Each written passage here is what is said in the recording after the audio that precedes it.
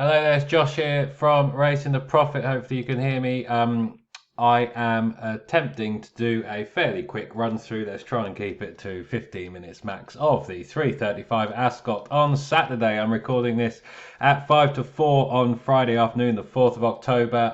3:35, the Challenge Cup over on the blog, as always in these big handicaps which have a history to them. I dive into the excellent horse race base and get digging in the trends and stats using my own approach to try and find a profile of similar horses that have competed and won in the race previously, and you can see my profile in front of you. Sometimes these kind of trends are stronger than others, and when I say that, tend to look at the kind of was not, did not numbers here, and the bigger the zero from X number is, the better, and the fewer the places, the better as well. At the top here, there's always the a number of stats, number of runners, the period. 15 have 15 races, 15 have competed, 282 runners in total, 57 places officially, standard bookmaker odds in total as well. So you can kind of use that if you wish to compare some of these numbers in brackets against. That's how I like to do it and how I like to visualize these sort of profiles. This one's okay actually against my own stats and trends, solid enough profile, and yeah, I've applied that. Obviously you can go through it on the blog and look yourselves, but there's a few pointers and a few horses that it leads to, and there's the trainer list down here. These are trainers, horses I should say, who represent trainers who have won the race before in the previous 15 years, or the previous number of renewals, 15 years on this occasion. And of course, trainers are generally creatures of habit. All these trainers will know the type of horse required to win a race like this. They may well have targeted the race again, or they've just thrown a horse who they think might do well into it, especially as we kind of rattle on late into the flat season. So let's jump over from my blog to the excellent horse, excellent Gigi's Gold, I should say. I have gone for, I've tried to get away from him, but I can't. I've gone for the favourite Kirat here. At 9 to 2 across the board as I record, I've taken that price. I actually think it's solid enough, and it wouldn't surprise me if he goes off a point short and is kind of 3 to 1, 7 to 2 come the off, especially if he's relaxed and he does everything properly down to the start. I'll quickly go on to him in a bit more depth in a second. If I just look at the instant expert, just to give some of you an idea, for those of you who might want to dive in a bit deeper, you can change the ground settings and everything else. Ascot is kind of soft on the straight course at the moment, but it's meant to be. It was dry today, dry Saturday, so I've just changed just the kind of horses with going, with form on the going of good to soft through to soft, so this will capture all of that. This is obviously a class 2 handicap. I do like sometimes looking at those that have kind of got form at class 1 and class 2 as well. We've got the course obviously here, the distance, number of runners, and you can change down this side. You can look at all flat runs if you wish, or you can just home in on handicaps as well, which I like to do. And down the right hand side here, you've got the horse's last winning mark and their official rating today, and then a difference here. So Carry the One is £3 above his last winning mark. That's what the minus is. Streets of Gold are £1 below. Not necessarily in handicaps. You can go back through and look. But Pedro's below his last winning mark, and some of these are still above. Divine Libra 9, Fresh 2, Kirat 5. Of course, when looking at these handicap marks, you want to be making an assessment if you think the horse is exposed and the handicapper has now got hold of them. Obviously, if they're below their last winning mark, you'd rightly say they're a kind of handicap to win. Obviously, sometimes their legs can be getting older and they can be slowing down. And then horses like Kirat, of course, are on an upward trajectory, and you're trying to make a judgment of whether they're going to improve again past their new mark, etc. So here is the instant expert tab. You will see here there's a fair few. I've set it to win. You can do to win, to place. As always with places, there's kind of lots of green and amber across the board. So especially for those of you who might like each way betting, that's a way forward as well, but you can see those that are consistent in conditions there. Pause the video if you would wish, stare at it, do what you want to. Too tempting from a kind of place perspective, I suppose. Stays a bit further. The ground looks okay. Yeah, good to soft. Maybe doesn't want it soft, so probably does want it to dry out. If this continues to ride on the softer side of good to soft, then or proper soft, he might be a bit in trouble. But from a kind of place perspective, course form, he does need to improve again. And my judgment is that Kirat's form is a bit stronger to my eyes, but I'll go into that in a sec. But that's the place that's there. Fresh obviously is a standing dish at Ascot, and yeah, he's raced here 17 times, and he's been in the places, won or placed in 10 of them. He's arguably, well, no, he's versatile across 6 and 7, of course. He's not getting any younger, but he won here last time over 6. He placed, well, not too far away the time before that. He's up another couple of pounds. He is open to attack from horses who are better treated and less exposed, but he looks sure to run his normal races. Well, he might have had enough by now in the season, but you don't know until you run them. And yeah, maybe he'll be thereabouts in the places as well. Maybe he'll get away with it, but he is open to attack from horses with yeah, less miles on the clock. If I just touch on Kirat here, you can see there's a nice kind of stream of green. The ground, no problem. One on good to soft, soft in place at Goodward last time. He's got fairly strong knee action from what I can see, and yeah, he just, well, I think he's improved for cut in the ground actually. Class is no problem. Two class 2 wins at Goodwood now. Ascot, he ran well here. I'll touch on that in a second in the at the Royal Meeting in a decent handicap. I'm not quite sure he stays 8 furlongs. He's now 2 from 2 in 7 furlong handicaps, and will hopefully make it 3 from 3. He's a kind of staying 7 furlong horse to my eyes, and this seems to be his trip. And at a stiff track like this, I think we could see even more. So that's that. I've touched on into next, but I'll touch on the pace. Pace is always important.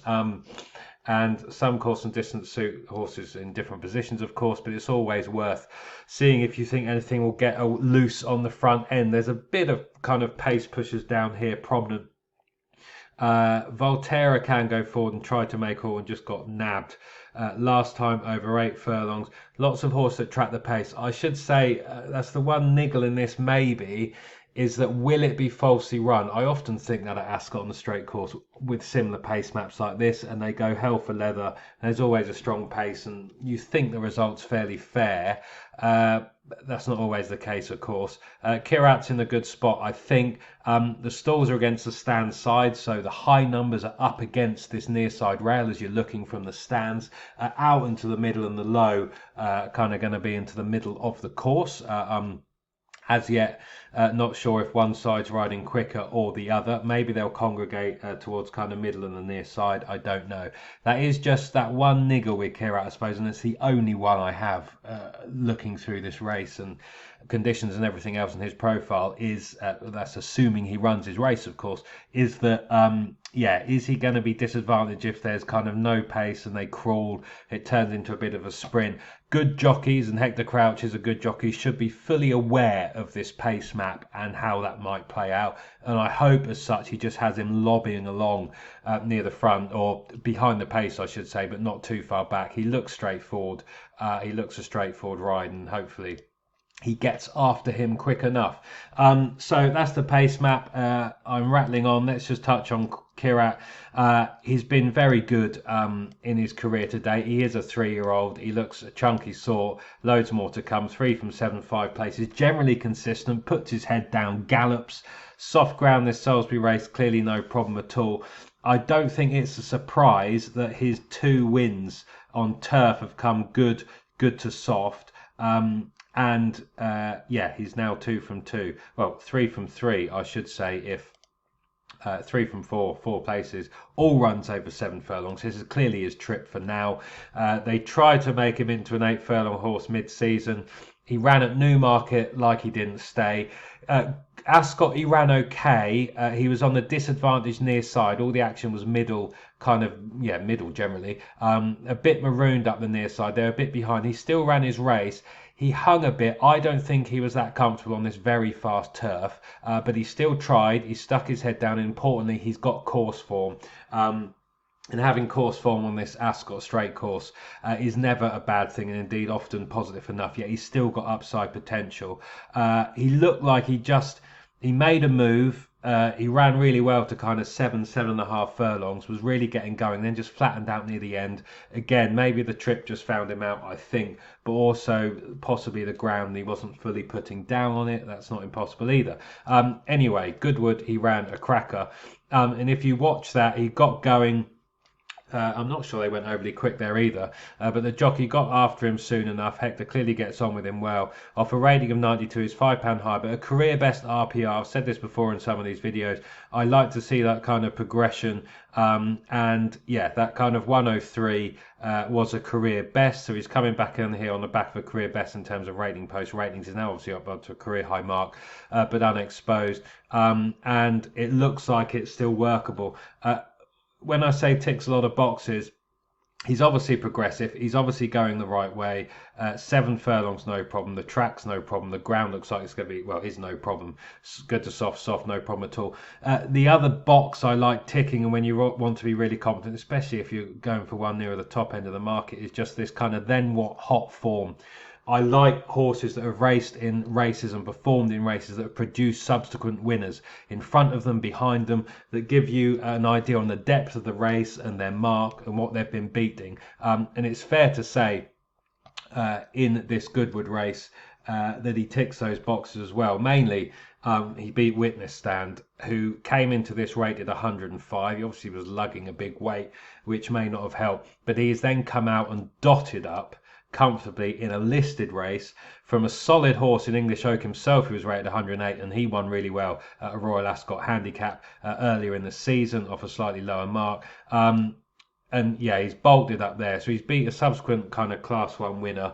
Obviously the weights helped him there, but Kirat, if you go back and watch this race, he did all his best work in the last half furlong. I think he hit the line hard.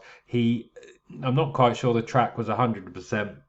Well, he's won there twice, but you know, not that he looked all over the place. I think he looked a bit green, as if he's still getting to grips with what the game's about. So if he's taken a mental step forward from that race again, that's going to be another reason why he could absolutely take off here as well. But Hector was kind of hands and heels and not getting overly stuck in near the end, and he was only just getting going late. So I kind of think this course and distance, this stiffer course and distance at Ascot, might see him in an even better light over this 7 furlongs here. But in any case, that form was frank. Kings Lynn ran okay in a Class 2 next time out as well, and there's a few other winners further back. Telemark, who was stuffed in this and then just beat Golden Mind, who's kind of 10-11 to 1 in this Ascot race as well. Some kind of overcrossing form lines there, I suppose. In any case, he ticks so many boxes, every box really, and it's just a question if Rafe has him in form, in the same form as last time out. I'm going to turn up and build on it. Like I said, he ticks all my trends.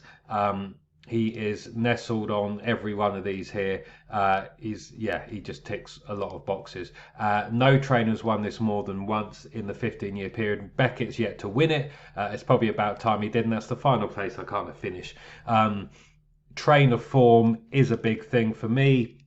And obviously having some kind of backup stats as well, but the yard are going well. He's already, as I say, he's had one horse bolt up already at Ascot this afternoon, so these stats are even better. 66% arrivals beaten, nearly half of them winning or placing. The team are clearly in decent form. Hector is riding with a lot of confidence as well. He rides his track fair enough. The one thing, especially when looking at jockeys at Ascot, is not to be too harsh on them. The racing here is ultra competitive. Obviously Royal Ascot skews some of the stats, it's a hard place to win, obviously, generally, especially during the Royal Meeting, but at this course and in these big handicaps more generally. If I just click on Becket to finish, Let's just look at his course stats in the last 2 years. I mean, he's a very, very good trainer.